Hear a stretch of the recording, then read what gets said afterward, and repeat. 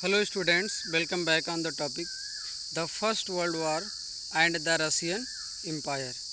प्रथम विश्व युद्ध और रूस का साम्राज्य। In 1914 war broke out between two European alliances। तो 1914 में दो गुटों के बीच में युद्ध छिड़ गया।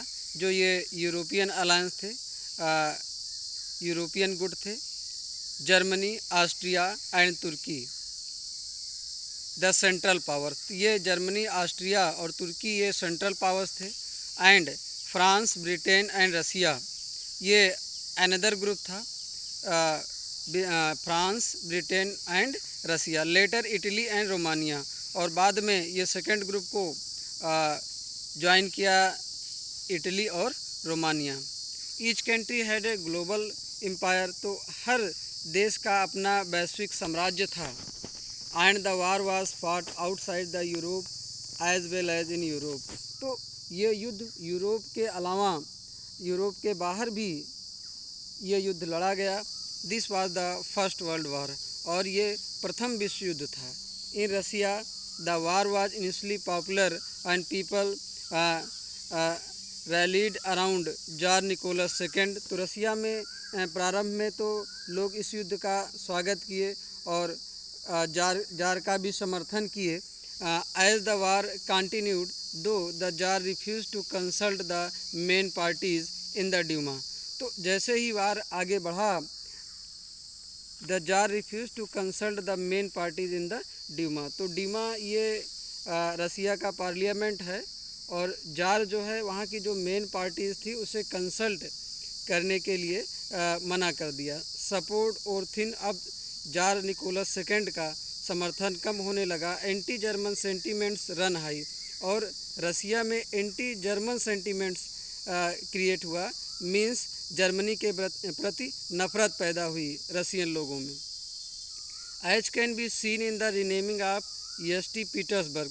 तो ये नफ़रत आप देख सकते हैं कि कैसे ईएसटी पीटर्सबर्ग का नाम बदल करके, क्योंकि ये एक जर्मन नेम था, एज पेट्रोग्रेड, तो इसका पेट्रोग्रेड कर दिया गया। The tsarina Alexandra's German origin and poor advisers, specially a monk called Rasputin made the autocracy unpopular. तो इस तरह से जरीना उसकी राजा की पत्नी थी, महारानी थी, और इनकी ओरिजिन जो है ये जर्मन थी। एंड पुअर एडवाइजर्स, और जो एडवाइजर्स था उनका वो भी पुअर था काफ़ी। Specially a monk called Rasputin made the autocracy unpopular. तो इस तरह से ऑटोक्रेसी, वहाँ पे जो निरंकुश राजतंत्र था, ये अनपॉपुलर हो गया। इन सभी कारणों से लोग जार को समर्थन करना बंद कर दिए।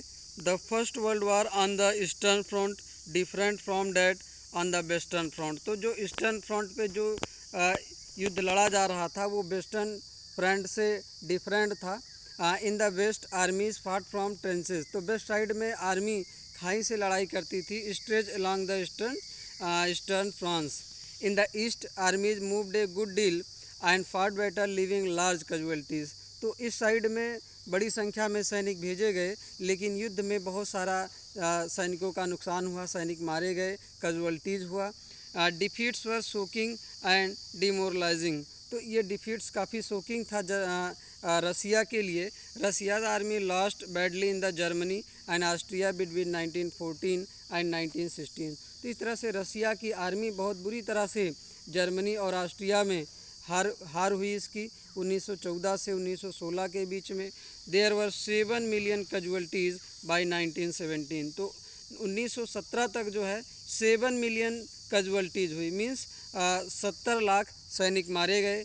एज दे रिट्रीटेड, तो जैसे ही ये लोग वापस लौट रहे थे युद्धस्थल से, the Russian army destroyed crops. तो जो रसियन आर्मी थी वो फसल को नष्ट कर दिया।